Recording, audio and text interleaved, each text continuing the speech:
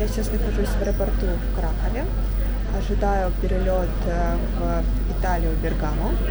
На данный момент нет никаких ограничений по перелету из Польши в Италию, но есть ряд требований. Первое – это необходимо заполнить диджитал-форму о том, кто вы, откуда летите, номер рейса, где собираетесь остановиться и ваши контактные данные. Мы заполнили с Колей эту форму онлайн, но также можно ее распечатать, выглядит она вот таким вот образом. Также тут есть QR-код, по которому могут проверить ее уже на сайте. Кроме того, необходимо иметь сертификат вакцинации или сертификат о том, что вы переболели в течение последних 6 месяцев, или же сделать сам тест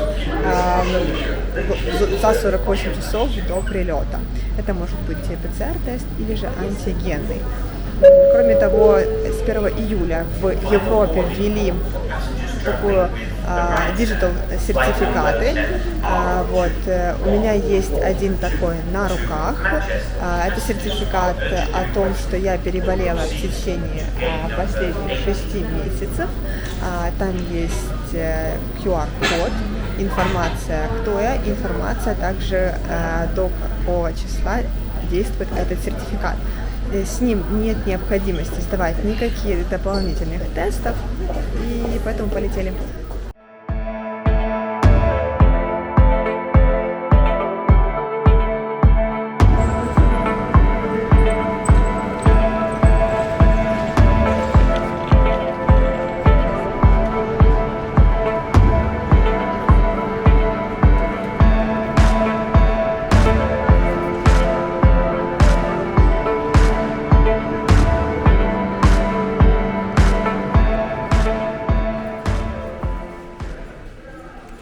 Самым оптимальным способом передвижения по Милану является метро, поэтому мы купили единоразовые билеты в автомате за 2 евро.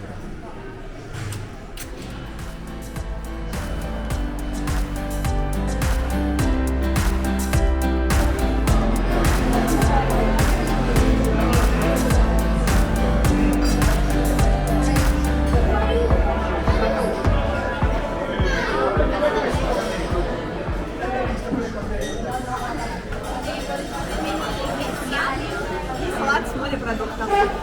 Пицца стоила 7 евро, салатик 16. Мы сидим в латуне капрезе. И подарочек.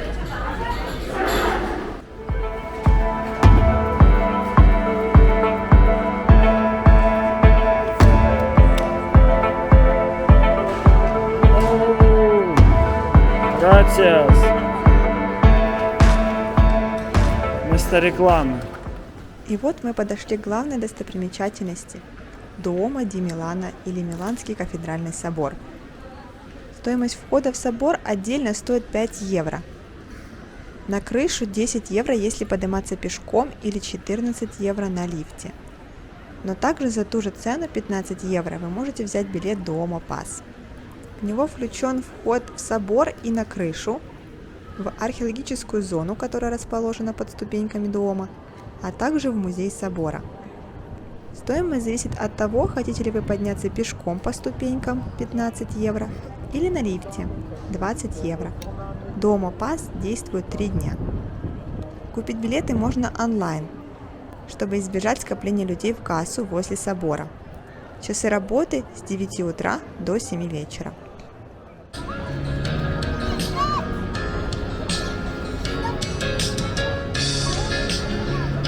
Va bene, la prendo ora perché io sono legata al cellulare, perché vedete che la prendo dal cellulare.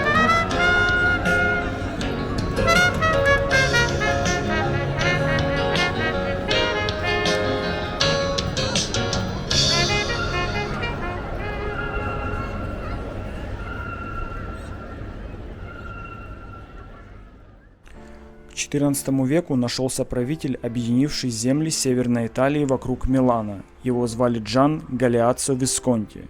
Это был решительный и мудрый человек. Герцог понимал, что насильственный захват власти – мера ненадежная, а созидательный проект должен привлечь внимание к Милану. Поэтому он объявил о постройке невиданного доселе собора, тем самым сублимировав кровавые инстинкты в духовные. На данный момент Миланский собор является пятым по величине собором в мире. Главной святыней собора является Святой Гвоздь, один из тех, которыми был распят Иисус Христос, и одно из орудий страстей. Считается, что гвоздя было 3 или 4, один из них перевозили морем, и когда начался шторм, моряки опустили гвоздь в воду, молясь о спасении. Буря стихла, и моряки добрались до берега целыми и невредимыми. Каждый год 14 сентября, в день воздвижения креста Господня, гвоздь снимают с его места под куполом, чтобы продемонстрировать прихожанам. Для этого архиепископ использует специальный лифт в виде облака, который, если верить легендам, был создан самим Леонардо да Винчи.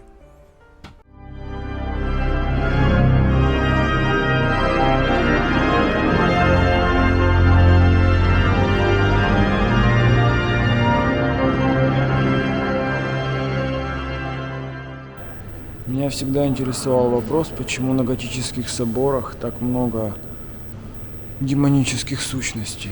Скорее всего, когда в храме идет молитва, то все зло вылетает в страхе оттуда. Либо от церкви исходит какая-то демоническая сила. И первый вариант все же пооптимистичнее.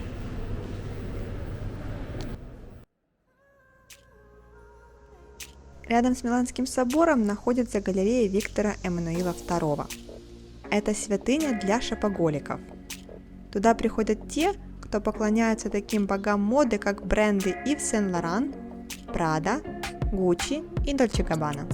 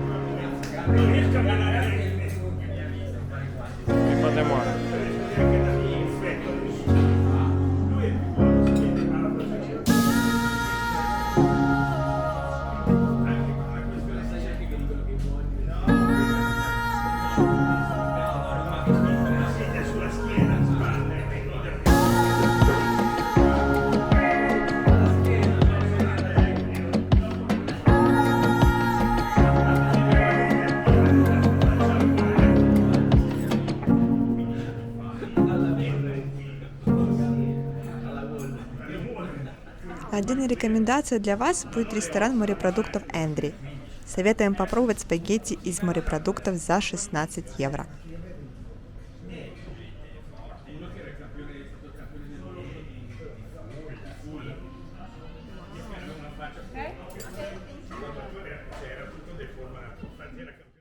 Так как Италия — это целая вселенная, мы сегодня сняли лишь небольшой ее кусочек, но вы могли почувствовать, что Италия — это очень вкусно, Италия — это очень интересно, и Италия — это навсегда.